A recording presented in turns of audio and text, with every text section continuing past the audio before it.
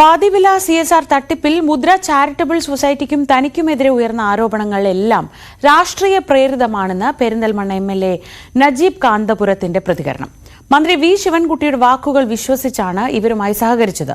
ആളുകളെ പണം തിരിച്ചുകിട്ടാൻ നിയമപരമായി സഹായിക്കുമെന്നും അല്ലെങ്കിൽ ഏത് വിധേനയും അതെല്ലാം തിരിച്ചു കൊടുക്കുമെന്നും നജീബ് കാന്തപുരം പറഞ്ഞു.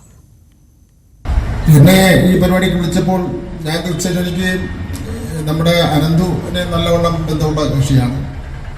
പഞ്ചായത്ത് പ്രസിഡന്റ് ശ്രീകുമാറിനെ നല്ല ബന്ധമുള്ള വ്യക്തിയാണ്.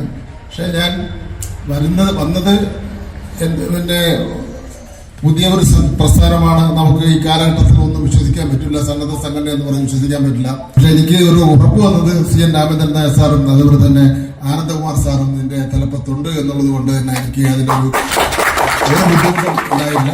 2023 ഓഗസ്റ്റ് 17 നാഷണൽ NGO കോൺഫെഡറേഷന്റെ ഉദ്ഘാടനം നടത്തി മന്ത്രി ശിവൻകുട്ടി പറഞ്ഞ ഈ വാക്കുകളാണ് ഇവരെ വിശ്വസിക്കാൻ കാരണമായതെന്ന് നജീബ് കാന്തപുരം പറഞ്ഞു. ഒറ്റപ്പാലം MLA പ്രേംകുമാറും യു പ്രതിഭയും വീണ ജോർജുമെല്ലാം ചെയ്തതുപോലെ മണ്ഡലത്തിലെ ജനങ്ങൾക്ക് ഉപകാരം മാത്രമേ താനും ഉദ്ദേശിച്ചിട്ടുള്ളൂ.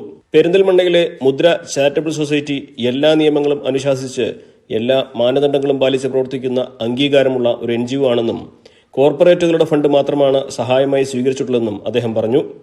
ജനങ്ങളിൽ നിന്ന് പണം തട്ടിയെടുക്കാനാണെങ്കിൽ രസീത് നൽകേണ്ട കാര്യമില്ലല്ലോ എന്നും MLA. അല്ല അനുമോദം ഒരൊറ്റ കാര്യം അദ്ദേഹം ചെയ്യട്ടെ. ഇതൊക്കെ ഇങ്ങനെ ആകാശത്തേക്കായിരിക്കും വെടിവെക്കാം.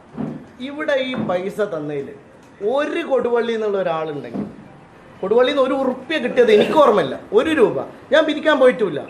ഞങ്ങൾ ഏറ്റവും കൂടുതൽ സമീപിക്കുന്നത് ഏറ്റവും ക്രെഡിബിലിറ്റി ഉള്ള, കാരണം ഇതേ അബദ്ധം ഞങ്ങൾക്കും പെടും. ഏതെങ്കിലും ആരുടെങ്കിലും കയ്യിൽ നിന്ന് സംഭാവന വാങ്ങിയിട്ടല്ല ഞങ്ങളിത് നടത്തുന്നത്. ഏറ്റവും ബെസ്റ്റ് ആയിട്ടുള്ള കോർപ്പറേറ്റുകളുടെ അടുത്ത് നിന്ന് CSR ഫണ്ടാണ് ഞങ്ങൾ കൊണ്ടുവരുന്നത്. 1,80,00,000 രൂപയുടെ സാധനങ്ങളാണ് ഇനി പെരിന്തൽമണ്ണ മണ്ഡലത്തിൽ ലഭ്യമാക്കാനുള്ളത്. ഇതിന്റെ എല്ലാം പണം അനന്തുവിൽ നിന്ന് തന്നെ തിരിച്ചെടുക്കാൻ ശ്രമിക്കും. അല്ലെങ്കിൽ ഏതു വിധേനയും പണം നൽകിയവർക്ക് അത് തിരിച്ചു നൽകുക തന്നെ ചെയ്യും.